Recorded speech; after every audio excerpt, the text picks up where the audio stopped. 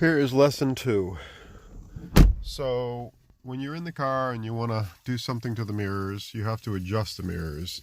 There's 2 buttons to press. You press, I know it's hard to see, but down there. There's a left mirror control.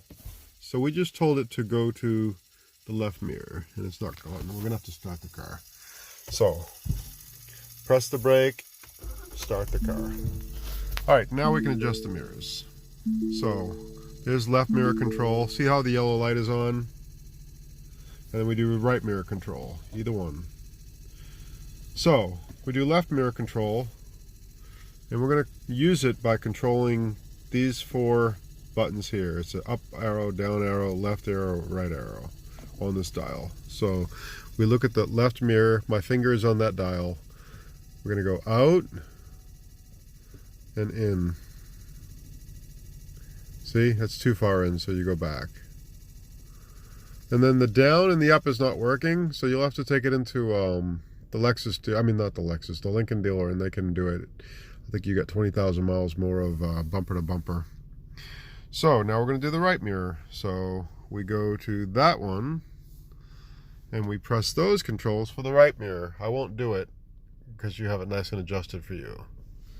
But if I were to press it, that would move that. And then we have this other button here, if it can focus. This button here brings the mirror in, which you never really need to use, but it's there anyway. All right, so we'll just leave it out. And then there's this button. If you press that, that means nobody can unlock their doors. So we're going to leave it alone, so everyone can unlock their own door. And then these are your common driver's window. Mash it, it goes down. Passenger window, mash it, it goes down. Or mash it, it goes up. I'm not holding it. It's all automatic. It does it itself. Once you do it, it's done. Same thing in the back. Did you hear it go down? Lock the doors, unlock the doors. Seat adjustment is already set for Dad. Number 1 is set for Dad. You'll have to do number 2 for Mom and number 3 for Dana, or whatever. It doesn't matter. These controls. Don't worry about this dial. This just changes the control in the dash, which you don't need to change. Don't worry about this dial. This changes the control in the dash, which you don't need to change. I have it on fuel economy and speedometer. And there's your another speedometer. So this speedometer in the middle tells you exactly the speed you're going. Cruise control is what you need the most. So cruise control has an on button, and don't worry about off, it'll go off when you turn the car off. So when you're driving down the highway, you're going to Florida, mash the on button, and then set your speed based on your speed control. You can also adjust it down a notch. Every time you press it, it goes 1 mile an hour slower. Or the plus makes it 1 mile an hour faster.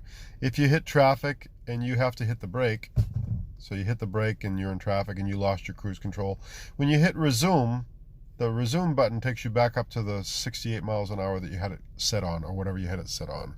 The horn, standard horn. This side controls your volume. So you're talking on the phone, Mom, with your smartphone, and you've done the phone call while you're driving, you're talking to Audrey or Dad or whoever, and you've done the phone call, you just mash that and it cancels the phone call. You're talking to them and you got to ask Dad something privately and you don't want them to hear it, hit the mute.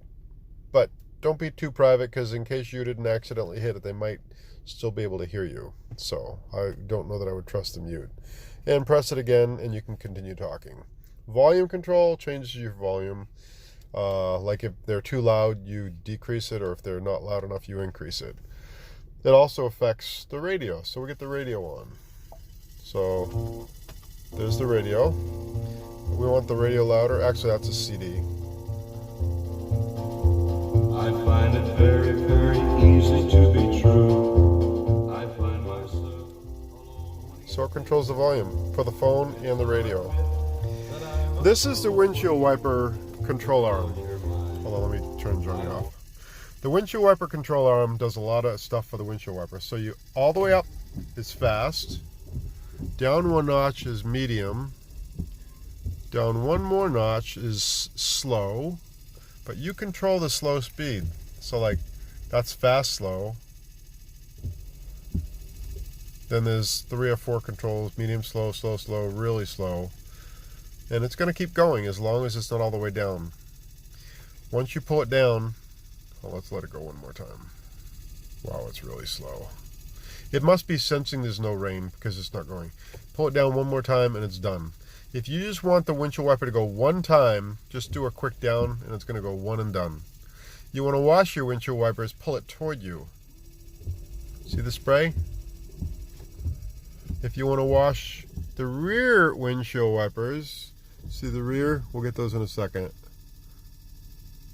You're gonna, let's see if I can, all right, if you can see in the mirror, but you can also see my hand, I push away and it's washing the rear window. Let go and it stops.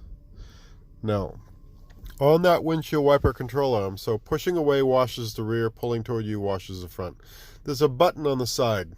This controls the rear mirror. So I pressing that button up one and it goes kind of slow.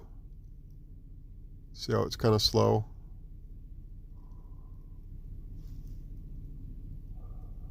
Oh, it's really slow. I can do fast too. So I press it all the way up. And then to shut it off, just push it all the way down and it's off.